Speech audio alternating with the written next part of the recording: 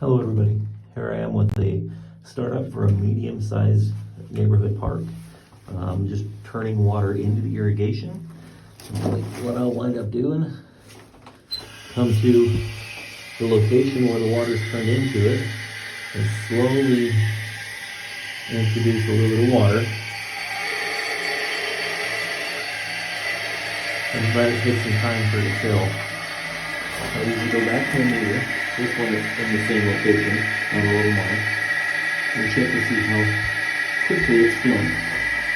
For this particular part, at this rate of flow, it's going to take me probably about half an hour for this part to fill. Now while that is filling, I will typically go and turn on a station or a zone to allow there to be some an area for water to escape once it's completely full. You can do that manually, or you can do it through the timer. Right here, I'll do it manually. Just gonna open this box and turn on that solenoid so that it can allow water to flow through when it's time. Here we are, half hour later, system's starting to pressurize. So the very first valve, the one valve that I did turn on, is now starting to pop up sprinklers. Now they won't work at full pressure because I don't have the full amount of water going in. But at this point I know the system is now full of water and starting to become under pressure, or come under pressure. So I will go back.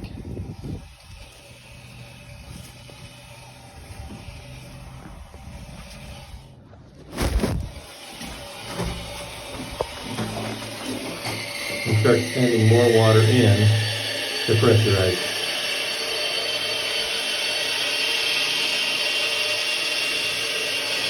I'm not going to open it all the way. I'm going to let it slowly raise up as far as pressure. Right. I'm going to shut off the valve so the system can continue to pressurize. Now that I shut down that valve, just have to wait for these heads to shut off. Oh, and there they go.